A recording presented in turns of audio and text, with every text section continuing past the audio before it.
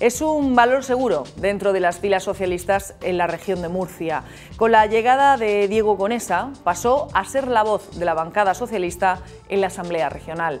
Su nombre sonó con fuerza para ocupar el número 1 de la lista al Congreso, pero la influencia del ministro de Fomento, José Luis Ábalos, jugó entonces a favor de Pedro Saura. La disyuntiva entonces fue escoger entre el número 3 del Congreso o encabezar la lista al Senado, opción por la que finalmente se decantó. Nuestro invitado de esta noche cerró la 9ª legislatura en el Parlamento murciano, siendo uno de los artífices de la reforma del Estatuto de Autonomía de la región de Murcia. Tras el próximo 28 de abril le tocará tomar el pulso a otra Cámara de Representación. Esta noche visita el plató de Tribune el número 1 del PSOE al Senado por Murcia, Joaquín López. 3 caminos, 3 rutas, gramática para comprender hechos, lógica para razonarlos y retórica para expresarlos. Son 3 de las 7 artes liberales relativas a la elocuencia, cuyo propósito es dar al hombre libre conocimiento y destreza. La confluencia de estas 3 artes da origen al Tribune.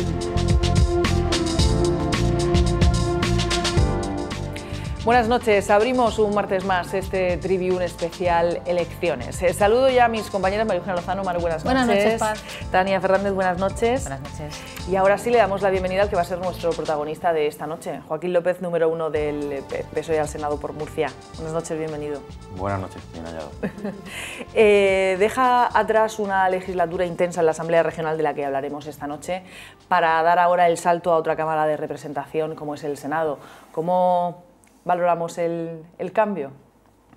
Bueno, como todo cambio que uno quiere, bien, ¿no? Es un cambio bueno, que el partido también me pidió. Y bueno, yo ya he cubierto una etapa, por lo menos así lo considero yo, no sé si buena o mala, pero la he cubierto en la Asamblea Regional. Estos 8 años que han sido para mí pues, un privilegio estar en la Asamblea Regional, haber sido portavoz del grupo parlamentario, haber compartido con personas extraordinarias. Estos 8 años se aprende mucho en la Asamblea Regional, muchísimo, también de los medios de comunicación. Y por tanto, bueno, desde el punto de vista político personal, pues me apetece asumir el reto en las elecciones generales importantes. No, siempre son importantes, siempre decimos que son importantes, pero es que estas son existenciales, en mi opinión. Y bueno, pues lo estoy enfocando pues con ilusión y con ganas de aportar mi grano de arena en esta campaña. Joaquín, esta legislatura acabó con ese broche de oro, que fue el consenso, que es muy raro de ver en estos tiempos entre todos los grupos que forman el arco parlamentario. Coméntanos un poco cómo fueron esos momentos y si de esto se puede extraer un buen ejemplo a la hora de encarar esta cita electoral que es más polarizada. Yo creo que sí, que debería ser un ejemplo, ¿no? Creo que no va a servir. No va a ser. Para la campaña, pero desde luego mi experiencia personal y política, terminar esta legislatura tan compleja y que ha tenido tantas aristas, buenas, malas, momentos de tensión, ha sido una legislatura que nadie podíamos imaginar cómo se ha desarrollado, ha sido un colofón, yo creo que un broche de oro, por el contenido del estatuto, más allá de que alguien lo pueda discutir. Pero fijaos que yo creo que lo que más yo veo, efectivamente, según tu pregunta, es en general que la gente celebra el consenso, celebra que nos hayamos puesto de acuerdo y parece que es una rara avis en este momento. Ha sido todo titulares de todos los medios de comunicación, porque es raro verlos así. Claro, y yo también... Y se agradece, ¿no? Claro. Lo han recibido así, ese feedback de la ciudadanía. Yo es lo que más he recibido y mis compañeros, los 3 portavoces, sin los cuales no hubiera sido posible y digamos, ha habido una voluntad y una responsabilidad para que haya consenso, que es muy complejo. El consenso es lo más difícil de conseguir. Lo más fácil es venir aquí y decir frases hechas, argumentarios y cada uno lo suyo. Lo más difícil es eso, ponerte de acuerdo, porque ha requerido muchas horas, voluntad de todos los que estábamos allí, para ceder también en aquello que no nos separaba. Y yo creo que sí, a mí me gustaría que fuera un ejemplo y la verdad que yo estoy muy satisfecho de haber participado. Y Joaquín, antes de seguir con la entrevista, es inevitable preguntarle por esas declaraciones que hacía ayer sobre la existencia, la hipotética existencia de un pacto entre el Partido Popular y Vox para gobernar. Usted decía que estaban seguros de que eso se estaba incubando. ¿En qué se basan para decir eso? Bueno, las declaraciones del partido, ese partido de más allá de cualquier otra consideración, más allá de la Constitución, más allá del momento y de la historia, sobre precisamente la posibilidad de volcar la reforma al Estatuto de Autonomía. No he escuchado al Partido Popular todavía, en este momento y en este minuto, decir que esto no es así y que no va a haber una alianza para que por un gobierno en las próximas elecciones el 26 de mayo se pueda volcar la voluntad de la ciudadanía, la voluntad de consenso de la que acabamos de hablar. Hemos estado 4 grupos parlamentarios en la Asamblea, incluido el Partido Popular. Y a nosotros los mensajes del Partido Popular, la radicalidad en la que se está instalando Pablo Casado, nos hace pensar que la cercanía con Vox es muy alta y, por tanto, si Vox ha puesto como condición que el Estatuto de Autonomía nacido de la voluntad de los 4 grupos, por unanimidad, es un estatuto infecto, ¿cuál va a ser la condición que Vox ponga para gobernar la región de Murcia? Yo creo que el Partido Popular tiene que desmentir esta falacia de Vox y evidentemente nos hace dudar todo lo que escuchamos a nivel nacional, porque el Partido Popular lo único que quiere es parecerse a ese otro partido en esta campaña, ¿no? Y yo creo que eso es malo para el país. El Partido Popular es un partido importante en esta democracia que hemos construido entre todos, pero ha perdido el norte. Y yo creo que eso es muy malo para el país y para la región. El Partido Popular tiene que aclarar cuál va a ser su posición en una futura posible investidura en la región de Murcia. En el caso contrario, el presidente de la comunidad, Fernando López Miras, también hablaba de que se estaba fraguando un pacto secreto en la comunidad autónoma entre Partido Socialista y Ciudadanos para una posible presidencia de la comunidad autónoma. ¿Usted qué tiene que decir al respecto? La verdad que quien debería decirlo es Ciudadanos, porque quien aludía el presidente López Miras era un pacto, digamos, entre Ciudadanos y el PSOE, pero instado por Ciudadanos, ¿no? Lo que pasa es que no hay ninguna evidencia que pueda entender que eso es una realidad. Ciudadanos ha apoyado al Partido Popular en la región de Murcia en esta legislatura. Albert Rivera, bueno, yo creo que solo le falta ir en coalición al Partido Popular y a Ciudadanos. Entonces yo no sé de dónde sacan esto. Ni por los indicios. Yo soy abogado y me gusta a veces hablar en estas palabras jurídicas. No hay indicios de que eso sea así y en todo caso no es cierto. Nosotros no tenemos ningún pacto con ningún partido y estamos preparados para que Diego Conesa sea presidente de la comunidad autónoma, porque seamos la fuerza más votada. Y ya veremos cuando llegue el Parlamento regional, que va a tener una nueva composición, sin duda, cuáles son las aritméticas parlamentarias, porque bueno, quien piensa hoy que un gobierno de cualquier signo ya puede gobernar con mayoría absoluta. No lo descartan entonces. No descartamos ganar las elecciones, que es lo que estamos, ganar las elecciones, esa es nuestra... Hablaba usted de las aritméticas y precisamente los números no van a dar para que haya ningún gobierno monocolor ni en la Moncloa ni en San Esteban. Vamos a tener meses donde vamos a ver que las coaliciones, los pactos, las concesiones van a ser importantes. A nivel nacional, como candidato al Senado y a nivel regional, porque forma parte de la ejecutiva del Partido Socialista aquí en la región de Murcia, ¿hay limitaciones? ¿Qué condicionantes se pone el Partido Socialista? ¿No hay ninguno? Por lo que decía Tania y por tu pregunta, la idea es, el objetivo es ganar las elecciones, pero es evidente que cuando llegue ese momento ganaremos las elecciones y tendremos una mayoría que ojalá fuera así, no será absoluta, y por tanto tendremos que pactar y tendremos que llegar a acuerdos, como yo creo que ya es inevitable. La línea roja evidentemente está solamente en aquellas políticas que están en el marco constitucional. Por tanto, nosotros no vamos a pactar con Vox, de ninguna manera y en ninguna circunstancia, para un gobierno. A partir de ahí, yo creo que el Partido Socialista ha sido un partido capaz de pactar en muchas ocasiones, incluso por el bien del Estado, con partidos con una ideología no exactamente igual. A nivel nacional hemos pactado unos presupuestos y pactamos unas políticas con Podemos, con los que nos sentimos más cercanos a un nivel ideológico, aunque también nos separan cuestiones, y sobre todo hemos sostenido la incomprensión y la dureza de un partido de Ciudadanos que en su momento quiso pactar con el PSOE porque estaba en una posición centrada. Pudimos acercar posturas de un proyecto de gobierno. No nos ponemos más líneas rojas que esas. nuestro proyecto, el del PSOE, si ganamos las elecciones, y con todos aquellos que podamos compatibilizar un proyecto de progreso y no de retroceso, que es, yo creo, lo que este país necesita.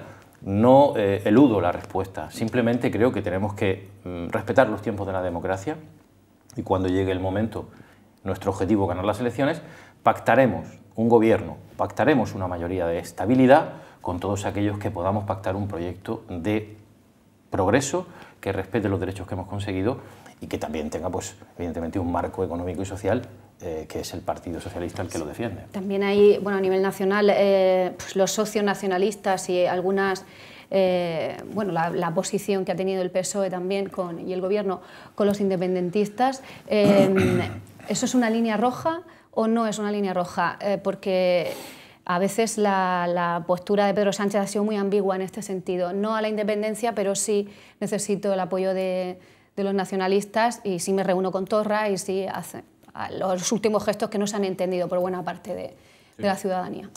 Bueno, yo creo que son cosas distintas, ¿no? Yo creo que el Partido Socialista llegó al gobierno en una circunstancia muy compleja que no hay que olvidar, y se llama Gürtel, se llama caso Gürtel, la que condenó al Partido Popular por corrupción.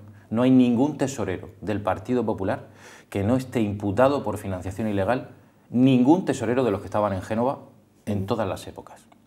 La gravedad de aquella situación hizo que presentáramos una moción de censura que fue apoyada por todo aquel que quiso. En esa moción de censura no hubo ninguna negociación ni ningún pacto a cambio de aquel apoyo.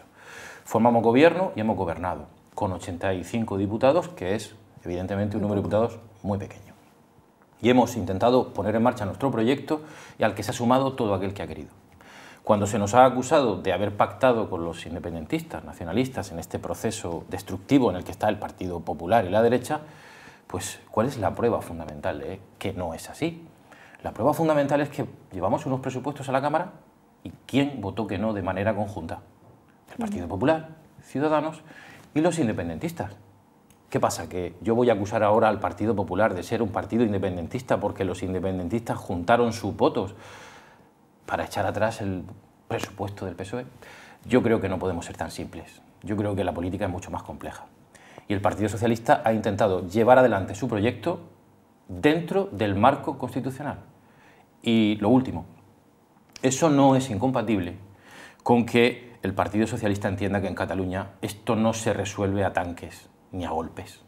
Se resuelve con política, porque la política es eso, resolver conflictos con política, pero en el marco constitucional. Y serán los independentistas los que respondan de sus acciones ante los jueces, como lo están haciendo en el juicio del Procés. Por cierto, un juicio ejemplar, público, en donde todo el mundo está viendo qué pasa en este país cuando se enjuicia a gente que presuntamente ha incumplido la ley y ha contravenido la Constitución. Pero ¿qué hacemos con los 2 millones de españoles que están en Cataluña, que se sienten españoles?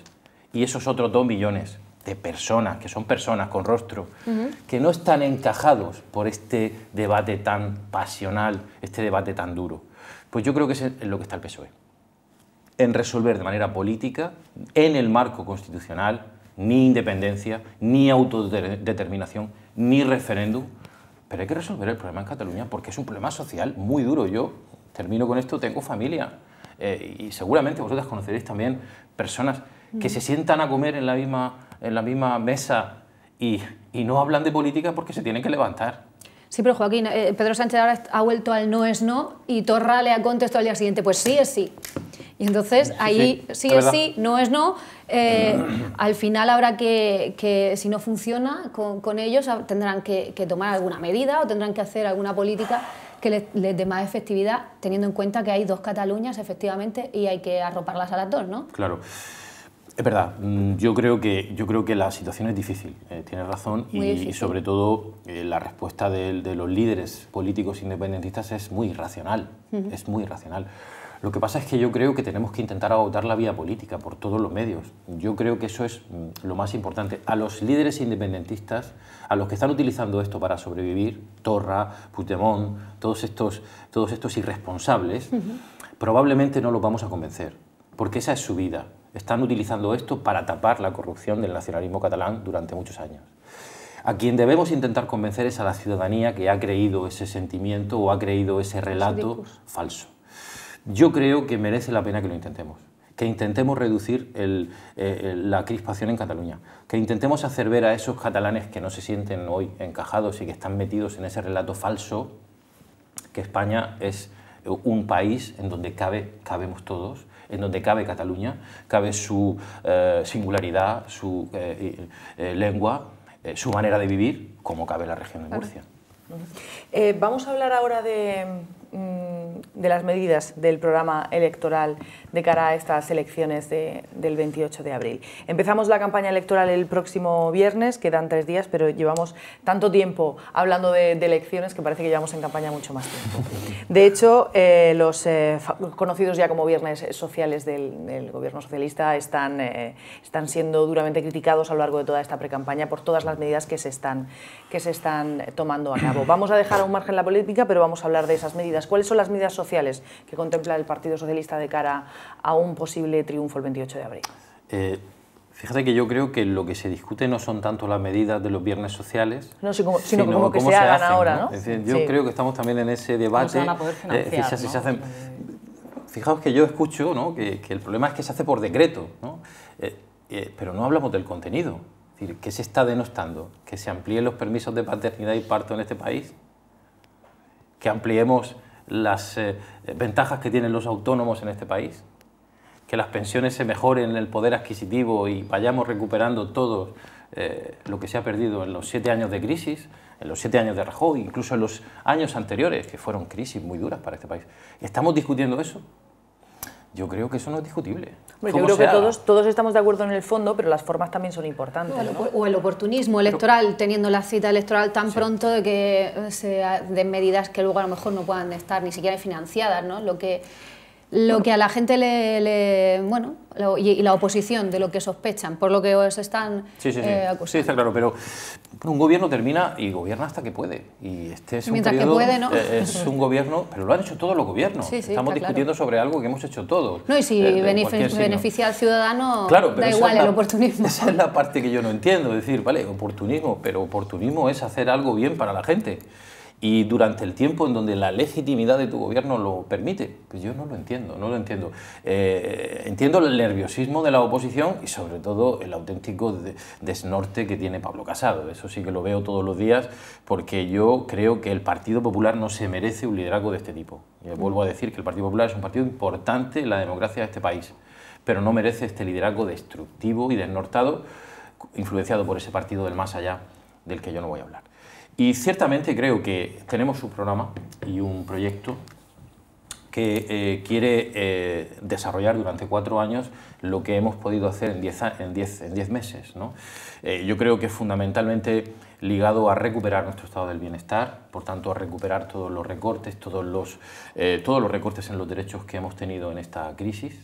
También poner un acento en una economía que necesita unos cimientos distintos que el día a día o el vender humo. Yo creo que basada en el conocimiento, basada en la recuperación del estado del bienestar también para que la economía vaya mejor. Si reforzamos el estado del bienestar, la economía, la igualdad de oportunidades nos hará mejores. Y una transición ecológica que en la región de Murcia sabemos que es absolutamente necesaria. El cambio climático nos ataca de manera natural y también afecta a nuestra economía. Y en último lugar, y no menos importante, reformar el marco de relaciones laborales que se están dando en este país y que creemos que tiene que llevar una reforma del Estatuto de los Trabajadores para recuperar los derechos que se han perdido. Y yo creo que es fundamental lograr que el empleo no sea un empleo precario, un empleo indigno, porque no podemos seguir presumiendo de crear empleo si es un empleo fraccionado, si es un empleo que no permite a una familia vivir. Eso no es el empleo que tiene que dar este país a sus gentes. Por tanto, creo que esos son los elementos fundamentales de nuestro proyecto. ¿Y cómo lo concretarían? En el caso de la reforma del Estatuto, por ejemplo, la región tiene los salarios más bajos del país. ¿Han contemplado algo, estas medidas para solventar esa situación? Bueno, la primera medida que lo ha contemplado es la subida del salario mínimo interprofesional, 900 euros, que yo creo que ha ido en la línea de lo que los propios sindicatos y la patronal ya han pactado, incluso para subir a 1.000 euros. Con lo cual, yo creo que eso es muy importante, por ejemplo, para la región de Murcia. El peso de los salarios en el PIB regional es uno de los más bajos de nuestro país. hemos alejado nuestra posición en materia de bienestar. En estos últimos 15 años hemos ido descendiendo, el resto de las comunidades autónomas han ido creciendo. La pobreza de nuestra región. La pobreza en nuestra región y la pobreza infantil. Eso determina esta situación de salarios bajos, de familias que no llegan a fin de mes y que no pueden atender a sus hijos o a su familia. Yo creo que la primera medida del salario mínimo interprofesional, la reforma del mercado de trabajo, que yo creo que lo que tiene que dar es estabilidad y no al revés, como se llevó adelante con la reforma del Partido Popular, pero una reforma del mercado de trabajo que algunos critican no hayamos hecho en este tiempo, en estos 10 meses, pero que creo que necesita reflexión. Igual que la reforma en materia de pensiones del Pacto de Toledo, la reforma laboral también necesita una reflexión profunda y un apoyo político que en este momento no hemos tenido, pero esa es una intención fundamental. Hacía usted referencia antes a los recursos hídricos, un tema que en la región de Murcia pues, nos afecta, nos toca de pleno, y parece, al menos los electores, hemos tenido la sensación en algún momento durante esta legislatura de que el discurso del Partido Socialista cambiaba un poco dependiendo de la zona en la que se encontrase, ¿no? Por ejemplo, hace una semana o dos tuvimos al presidente del Gobierno aquí en la región diciendo que mientras que el Partido Socialista, bueno, que siempre que el Partido Socialista ha estado en el Gobierno nunca ha faltado agua a la región, pero luego hemos visto cómo la ministra de Transición Ecológica decía eso de que no hay zonas con déficit hídrico, o al presidente de Castilla-La Mancha pidiendo que se cerrara el trasvase. ¿En qué punto nos quedamos de todos estos discursos? ¿Con qué versión? Yo creo que hay que quitarse de este punto, porque este punto no soluciona nada. El Partido Popular en Castilla-La Mancha también dice que hay que cerrar el trasvase, ¿no? Yo creo que ese no es el debate, por lo menos ese no es el debate del Partido Socialista en la región de Murcia. Nosotros hemos firmado un pacto regional del agua, con Ciudadanos y el Partido Popular, con lealtad a la región, y que recoge un buen número de medidas en donde también, por supuesto, se hace una afirmación expresa, como en el Estatuto de Autonomía, a la defensa que tenemos que hacer del trasvase Tajo Segura como una infraestructura fundamental para nuestra región, pero también en ese pacto, que fue trabajado con todos los que saben de esto, agricultores, técnicos, hay un buen número de medidas que nos están diciendo que no podemos solamente mirar un aporte de agua, porque el cambio climático es una realidad que ya no tiene parada. Hemos tenido el trasvase 11 meses cerrado, trasvase cero, durante 11 meses. ¿Por qué? Porque lo ha decidido el PSOE, el PP, Ciudadanos, Podemos, lo ha decidido el cielo. No ha llovido, hay una sequía, ha habido una sequía importante. ¿Y puede la región de Murcia condicionar su desarrollo económico y social exclusivamente a esta cuestión, que por supuesto para nosotros es irrenunciable? Yo creo que no, nosotros tenemos que dar soluciones. Y nuestras soluciones son fundamentalmente dos: el trasvase Tajo Segura, por supuesto, y la apuesta por la desalación al 100%, que todo el mundo reconoce en la región, Sindicato Central de Regantes, agricultores, pequeños, grandes y medianos. Necesitamos el aporte de la desalación, seguir utilizando bien el agua, que nuestros agricultores la utilizan bien. Sí que es cierto que tenemos que hacer una cierta revisión de los regadíos ilegales, porque están utilizando el recurso de manera ilegal y por tanto lo detraen de los que trabajan de manera seria y legal, y todas aquellas medidas que nos permiten obtener más agua, pero sin engañar a nadie más, sin utilizar pancartas que no tienen nada dentro, sin hacer falso debate que nos enfrenta incluso a una comunidad vecina como Castilla-La Mancha, a las que nos tiene que unir más cosas que nos tiene que separar. Yo no apruebo, ni me gustan las declaraciones de Emiliano García Paje. A mí no me gustan, pero no porque no crea que él no tiene derecho a defender su tierra, que lo tiene, como nosotros la nuestra, sino porque eso no resuelve el problema. El problema lo tenemos que resolver juntos, Levante, Castilla-La Mancha, y para eso yo creo que hace falta efectivamente un foro nacional que ponga de acuerdo a todas las partes. Y yo lo que nosotros le hemos pedido siempre al presidente del Gobierno regional es que no lo utilice también como un arma arrojadiza política, que respetemos el pacto regional, que tenemos derecho y creo que tenemos razones para defender el trasvase Tajo Segura, pero también tenemos que ser capaces de ser sensatos y saber que no es la única solución, que nuestra agricultura es muy importante y que necesitamos tener agua incluso cuando no llueve, y esa solución está en la desalación. Yo creo que ese es el debate, y yo creo que el debate de la pelea no resuelve nada. Vamos a dejar al margen la pelea. Usted ha dicho que también abogan desde el Partido Socialista por un foro nacional para intentar buscar una solución para todas y cada una de las regiones que tienen en común el problema del agua. En esta mesa hemos escuchado hablar, pues llamarle foro, llamarle pacto, pero hablar de la necesidad a diferentes representantes de partidos políticos que han venido a vernos.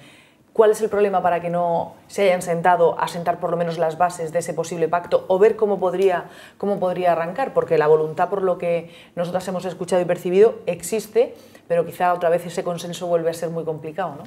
Pues yo creo que efectivamente tienes razón. Pues yo creo que falta esa voluntad, quizá también en los últimos años, por remontarme a los últimos años, la estabilidad política no ha sido precisamente fácil para nadie. Sí, pero llevamos con el agua mucho tiempo. Sí, no pretendo hacer una excusa. Efectivamente, yo creo que se ha utilizado para ganar elecciones. Y cuando se utiliza para ganar elecciones no hay ningún interés de llegar a un consenso. Decía yo antes que para que el Estatuto de Autonomía saliera adelante hemos tenido que echar muchas horas y sobre todo poner por encima de todo el interés general de la gente, no el de nuestros partidos. Y lo hemos hecho, por ejemplo, en materia de agua, indicando entre todos, la referencia fundamental al trasvase Tajo Segura, pero también hemos hecho una referencia a nuestra apuesta necesaria por la desalación, con lo cual hemos llegado a un acuerdo en la región de Murcia sobre ese marco. Yo creo que toca esto, y toca que ese foro nacional se dé. A mí, lo que me parecía fundamental, y yo me comprometo a trabajar por ello si tengo esa opción en el Senado, y con mi partido, es que se produzca en esta legislatura. Necesitamos un pacto de transición ecológica, necesitamos un pacto que deje tranquilas a los territorios, tanto por lo que tiene que ver con la desertificación, con el cambio climático, como por la necesidad de agua. Yo lo pongo aquí en la mesa. Tu pregunta, evidentemente por intereses políticos, no digo de quién, pero el arma arrojadiza del agua no ha resuelto nada. Estamos de acuerdo en que el agua se ha usado con un cierto rédito político. No. Bueno, con rédito político, sí, es cierto, lo hemos escuchado, pero hay otros temas, como es el de la financiación autonómica, que no, y aún así no conseguimos ponernos de acuerdo, gobierne quien gobierne. Estoy totalmente de acuerdo. Fijaos, vuelvo al Estatuto de Autonomía. Hemos logrado poner en el Estatuto de Autonomía, yo creo que ese es un gran logro, al menos 4 acuerdos de región en materia de agua, en materia de financiación autonómica, con nuestro Mar Menor y contra la violencia machista. Yo creo que son acuerdos estatutarios y el estatuto es nuestra pequeña Constitución. Yo creo que sí, que tienen que tomar ejemplo. Y la financiación autonómica sin duda es otro de esos foros nacionales. No hay otra manera de resolverlo. En fin, yo creo que falta la voluntad política de sentarnos en serio a terminar con esos acuerdos. Yo voy a hacer lo que sea posible porque lleguen, pero si no se ha conseguido es porque efectivamente hay muchos intereses en juego, hay intereses políticos, hay intereses territoriales y creo que alguien tiene en algún momento que sentar a los territorios para ponernos de acuerdo en esto. Yo creo que el Senado sería la cámara adecuada para llegar a de representación territorial. Quizá pero, por ejemplo, Murcia siempre ha tenido poco peso, son una comunidad pequeña que tiene que litigar con el resto de, vamos, compárate con Navarra o con otras regiones que lo tienen como que todo, ¿no? Y nosotros... Entonces, ¿cómo se puede hacer? ¿Qué es lo que hay que hacer? ¿Hay que reformar el Senado para que tenga más peso la Cámara?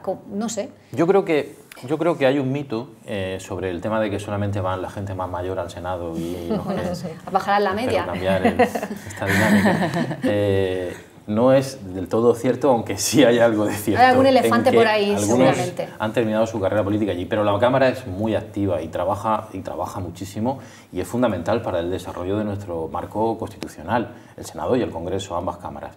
Yo creo que el Senado tiene una reforma fundamentalmente en la línea territorial, es decir, tendría que tener mayor peso en las decisiones que tienen que ver con las 17 comunidades autónomas. Y quizá estos foros, estas decisiones, en materia de agua, financiación autonómica, cambio climático, en fin, los que tienen que ver con el desarrollo territorial deberían de ser... La igualdad entre las regiones. Efectivamente, un poco la cohesión territorial del país, pues quizá debería ser la Cámara, la reforma pendiente, sin duda, del Senado, debería ir por ahí. Y yo digo algo más, incluso que los presidentes de las comunidades autónomas, me da igual el signo por supuesto, estén en esa Cámara, representados también, ellos mismos, porque ese sería el foro, digamos, de un Estado federal que es lo que realmente somos, aunque le llamemos Estado autonómico, pero tenemos un sistema institucional pues, que nos acerca a Estados Unidos, que nos acerca a los países que han a Alemania, ha descentralizado su digamos, organización administrativa y política de manera territorial, pero en el entorno de una nación que es España. Yo creo que esa sería una reforma en la que me gustaría participar. Hay otro tema, perdona Paz, que hay que atacar y solucionar, es el tema de la corrupción que ha afectado a los dos principales partidos, los que más han ostentado el poder en nuestro país. O sea que no está el PP con la Gürtel y ustedes también han tenido en su partido algunas cositas, ¿no? Pero el hecho es, ahora mismo acaban de exculpar a Pedro Antonio Sánchez, hablando aquí en la región del caso Púnica. Y Teodoro exigió anoche que ustedes pidan perdón porque Pedro Antonio está exculpado. No sé si quiere aprovechar la oportunidad para hacerlo. Yo creo que quien tiene que pedir perdón es Pedro Antonio Sánchez por el daño que hizo a la imagen de la región en esta legislatura, en unos meses terribles que vivimos, yo lo viví directamente en la Asamblea Regional, en donde nuestra región fue portada. Nunca imaginé que tantos medios de comunicación nacionales iban a hacer eco de una situación como esta, con el presidente de la comunidad autónoma, que era también mi presidente. Yo soy una persona muy respetuosa con las instituciones y el presidente de la comunidad autónoma me representa a mí también. Y yo creo que él hizo mucho daño enrocándose en aquella posición. Este es un asunto concreto, otro ha salido absuelto porque hubo una ley de enjuiciamiento criminal reformada que ha dado lugar a que algunos presuntos se escapen. Yo creo que eso es una mala noticia. Pero tiene otros asuntos. Sí, lleva 3 exculpaciones y le quedan 2. Yo creo que siguen Yo creo que la parte judicial debe tener nuestro respeto. Yo no voy a discutir las decisiones judiciales. Siempre decimos lo mismo. En política tenemos que serlo y parecerlo. En aquel momento yo creo que Pedro Antonio Sánchez debió abandonar mucho antes su cargo, defenderse, como supongo que lo está haciendo a nivel judicial, pero la política tiene una presunción de honradez y de transparencia que él rompió con tantos asuntos penales por asuntos de corrupción. Si le va bien, si sale absuelto, pues yo no me voy a entristecer por ello. Yo no le deseo ningún mal a ninguna persona. Pero eso no es la cuestión. Aquí no hablamos de personas, aunque también son personas. Hablamos de la imagen que la política necesita. Y yo creo que Pedro Antonio Sánchez, en aquel momento y por las circunstancias que se daban, tenía que haber abandonado él la política de manera voluntaria y no hacer que el Partido Socialista presentara una moción de censura, que fue lo que llevó al final, en esa agonía que vivimos entonces, le llevó a abandonar su cargo. Yo creo que eso es lo que él debería haber hecho y todavía no le he escuchado pedir perdón por dañar la imagen de la región de Murcia. Pero en aras de serlo y de parecerlo, como usted ha dicho antes, al final no se están estableciendo unos cánones demasiado exigentes. De hecho, por ejemplo, ese canon tan estricto que puso el presidente del gobierno a sus ministros, pues hizo que tuviéramos el ministro de Cultura más breve de la democracia, que a los 6 días tuvo que dimitir por una cosa que después otro compañero del Consejo de Ministros también vivió en sus propias carnes. Al final, ¿dónde ponemos el límite? Porque yo creo que la lupa, si nos escrutan a todos, creo que la pasamos muy poco. Sí, estoy de acuerdo. Bueno, yo creo que las decisiones sobre, por ejemplo, aquella decisión del ministro Maxim Huerta, yo creo que fue una decisión personal. Yo creo que en cada momento se miden las circunstancias y se mide la importancia de los hechos y la relevancia de aquello que se hace. Y cada uno tiene que tomar una decisión. Yo también creo que cada uno tiene libertad para decidir cuándo cree que está perjudicando a un proyecto al que le han llamado a estar, ¿no? Efectivamente, yo creo que yo mismo pensé que no era una razón para abandonar el gobierno, entre otras cosas porque era una cuestión que había hecho antes de su cargo, incluso que parecía que estaba dentro de un ámbito administrativo que le puede pasar a un empresario. Por esto yo creo que efectivamente no hay por qué escrutar de manera tan radical a un político, ¿no? Yo soy político, parece que me defiendo, pero creo que sí, hay que llevar las cosas a un nivel, yo creo, aceptable. Pero en un proceso penal, cuando están acusando a un presidente de la comunidad autónoma casi de los 9 delitos que incluyen el Código Penal contra la administración pública, yo creo que era suficiente. Yo creo que era suficiente. Y creo que cada uno tiene que tener una conciencia de por qué está en política. ¿Podríamos ponernos de acuerdo en esto? Pues quizá también. Quizá también habría que establecer un código ético común en vez de un código ético partidos. Por partidos, en donde cada uno pone el listón donde cree conveniente, pues a lo mejor también habría que hacer un acuerdo sobre en qué momento un político tiene que asumir su responsabilidad política y seguir con su defensa en los tribunales, porque abandonar la responsabilidad política no significa que uno se declare culpable, no, porque la culpabilidad está en el ámbito jurisdiccional, en el ámbito judicial. Lo que haces es dar la imagen a la ciudadanía de que, bueno, pues durante un tiempo tú prefieres no manchar la política. Pero Joaquín, ¿y si se instrumentaliza la justicia para quitar de en medio pues a alguien en cualquier gobierno o en cualquier partido? También es injusto para el que lo sufre y bueno, una deslealtad también con el ciudadano que lo eligió en las urnas. Y eso ha ocurrido en nuestro país, está ocurriendo.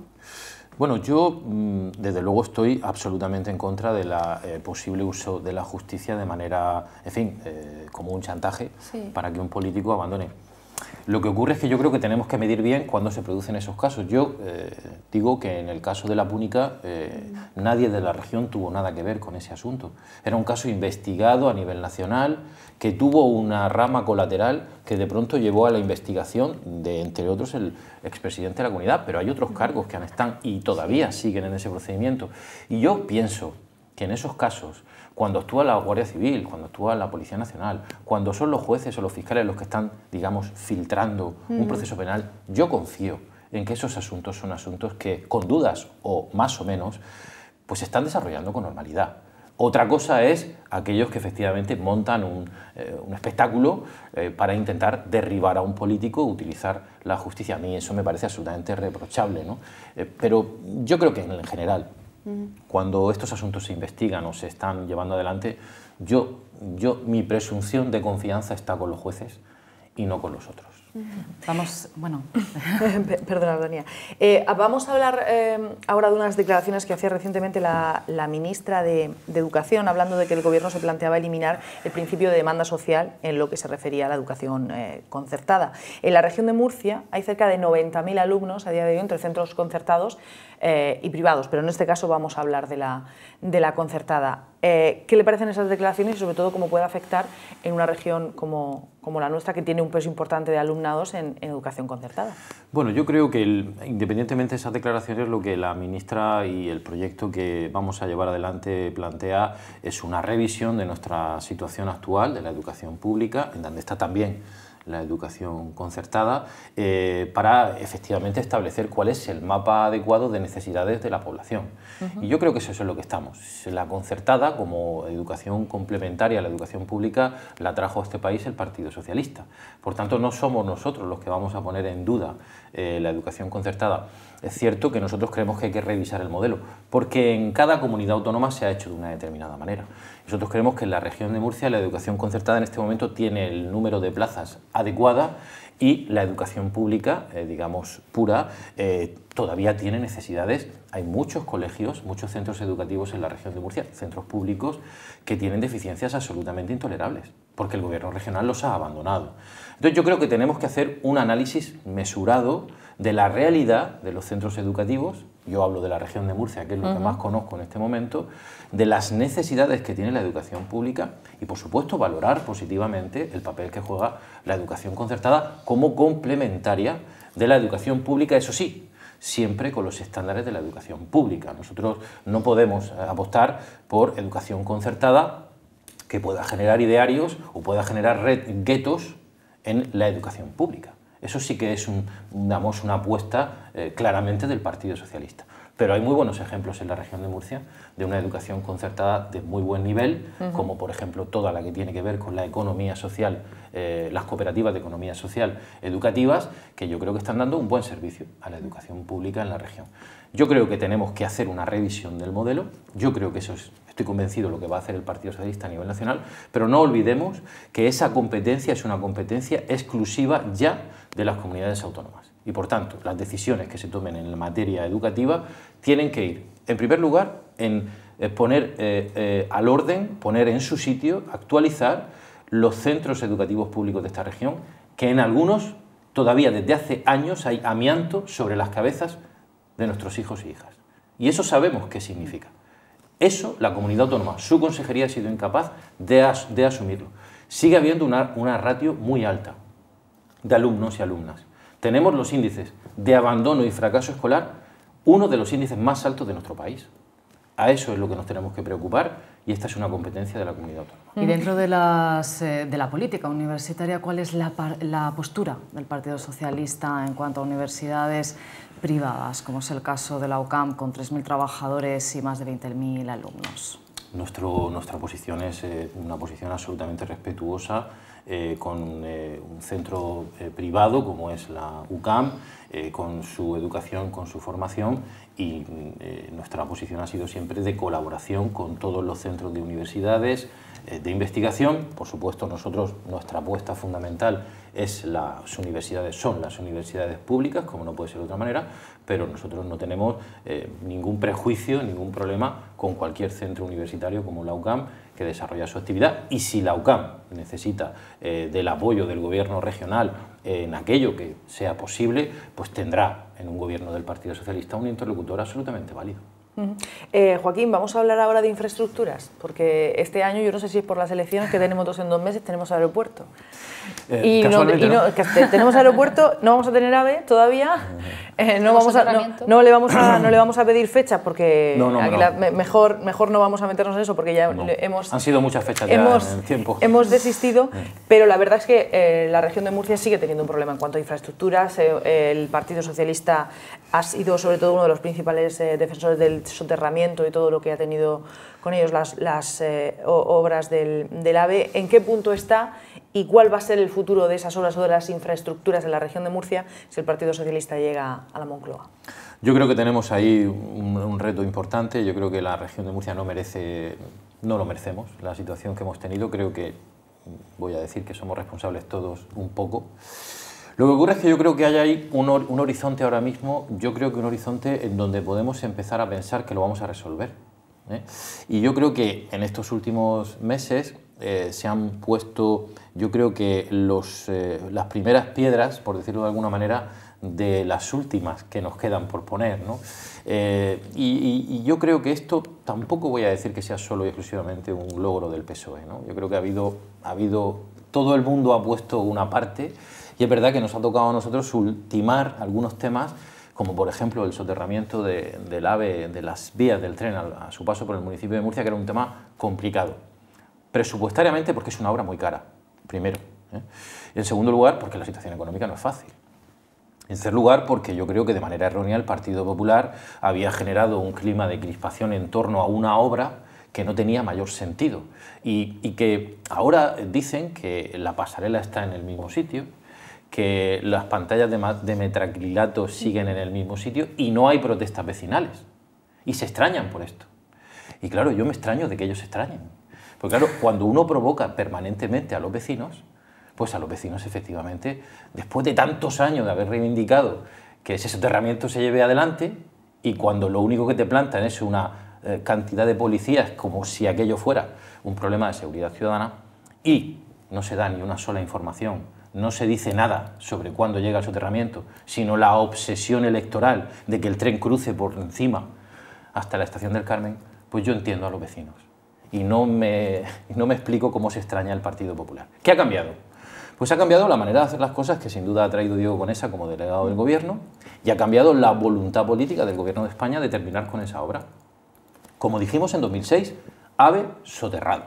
Soterrado completo, una obra carísima, una obra que, mirad, no se va a hacer en muchos sitios de España. Vamos a tener una obra muy importante que nos va a dejar una zona de expansión sobre todo el barrio muy importante para la ciudad de Murcia, para el municipio de Murcia y sobre todo nos va a poner en el siglo XXI que estamos ya en materia de infraestructuras. Y mirad, no solamente porque va a haber un tren de alta velocidad, yo me arriesgo a decir que en 2020, sino porque esa infraestructura electrificada que nos une con Madrid, que nos unirá que unirá Cartagena, que unirá Lorca, que nos unirá con Andalucía, ojo, que no tenemos ninguna conexión con Andalucía. Mirad que tenemos una comunidad vecina que merece la pena que tenga ese intercambio en materia de movilidad. Eso va a permitir que tengamos un transporte de cercanías moderno que no tenemos. Yo 4 años, 8 años yendo a la asamblea en mi propio vehículo, porque es difícil encontrar una combinación para llegar a tiempo. Y hay muchísimos trabajadores de la UPCT, del ámbito judicial, que estamos intercambiando entre Murcia y Cartagena en esa autovía, que son pocos kilómetros, pero que daríamos muchos por haber tenido un tren de cercanías que en menos de 20 minutos nos hubiera dejado en un horario cómodo. Ese es el tren que utiliza la mayoría de la gente normal. 4 millones de pasajeros en cercanías por 1 millón de pasajeros en AVE en nuestro país. Pues yo creo que lo vamos a solucionar y espero que tengamos voluntad todos de llegar adelante. La apertura de la variante de Camarillas. Nos peleamos con quién la ha abierto. Bueno, la hemos abierto un gobierno socialista, casualmente. La ha abierto un gobierno socialista. Pero es que también la empezó un gobierno socialista. Y no la terminó. Llegamos al 70% de la obra. Al 70% de la obra.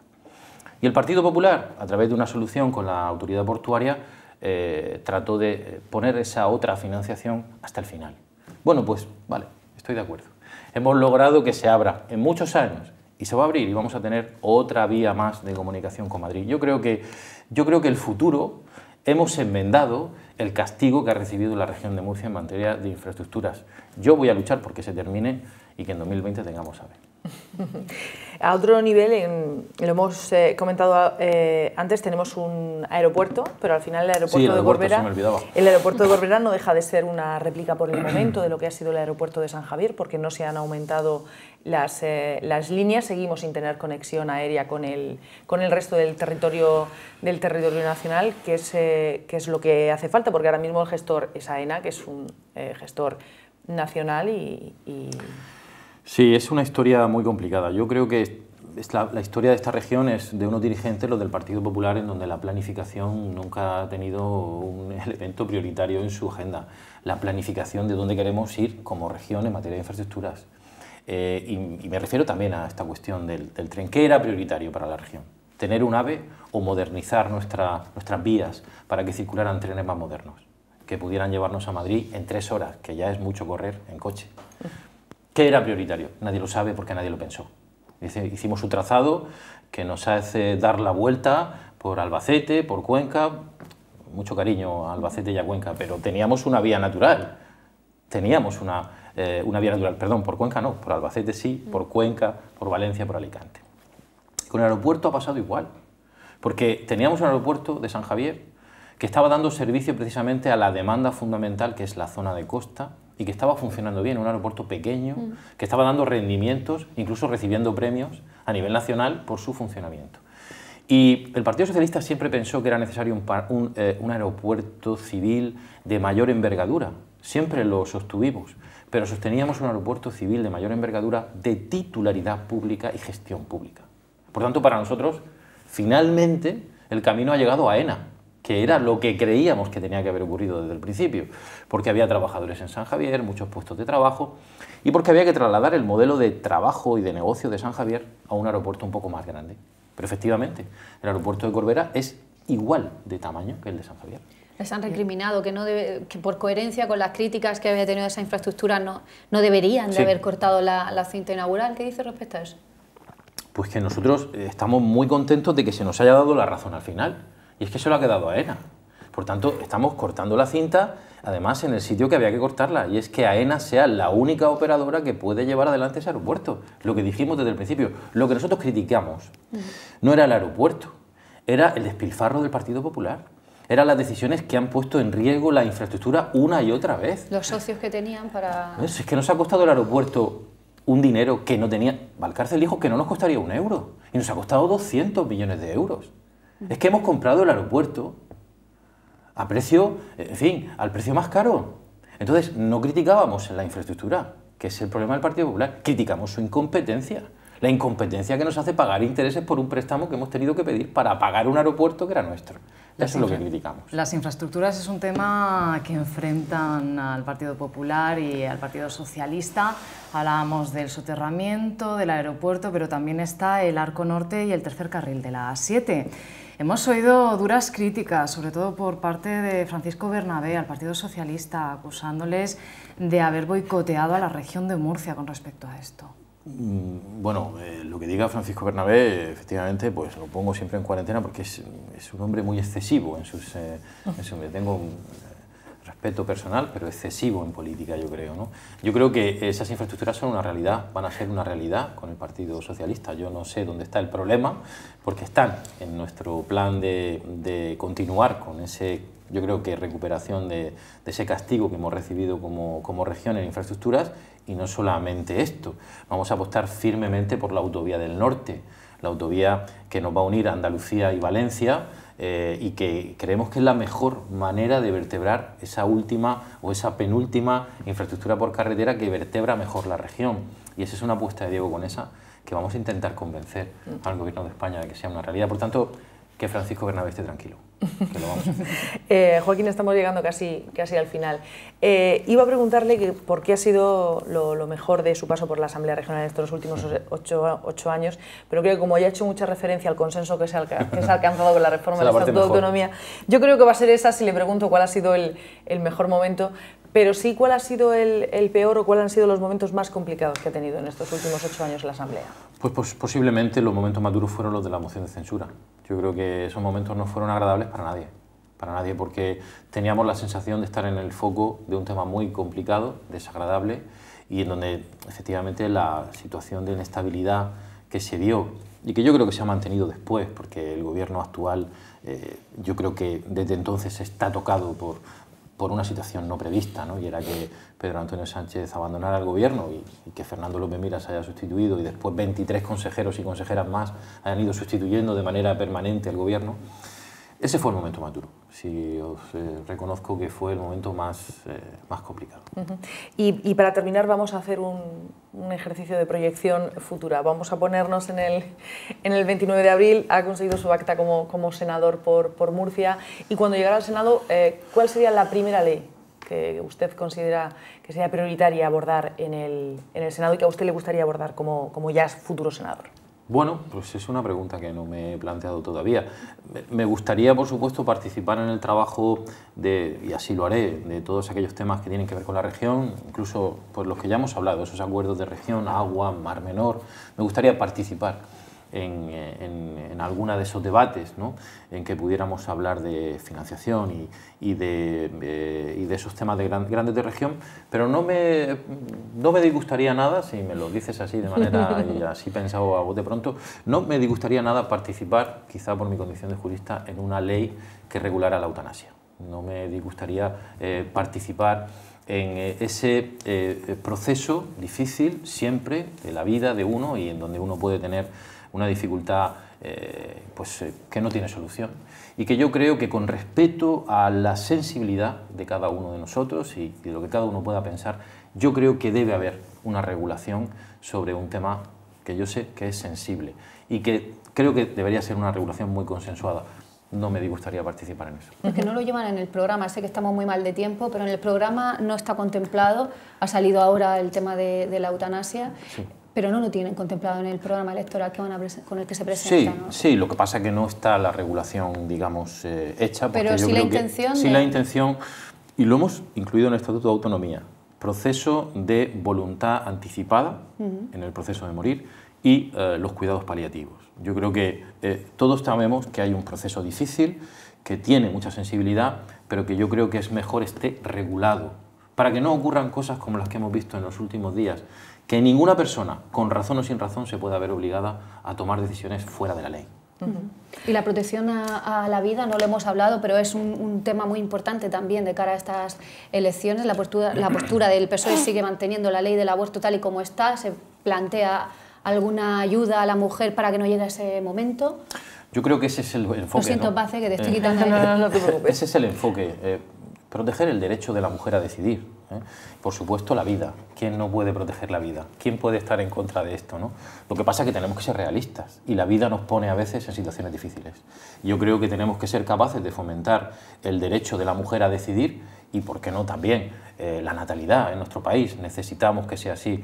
Pero es que yo creo que son debates diferentes. Yo creo que tenemos que fomentar la corresponsabilidad en los tratos, la igualdad entre hombres y mujeres para el cuidado de los hijos.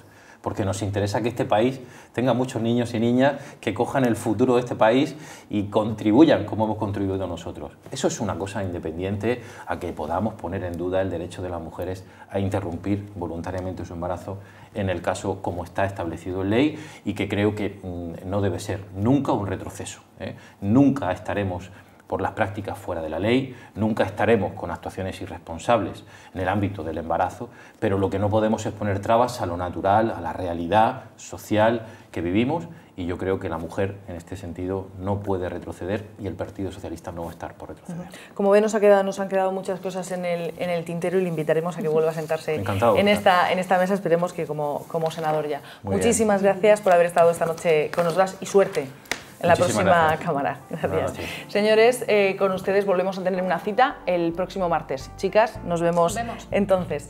Hasta entonces, que tengan una feliz semana.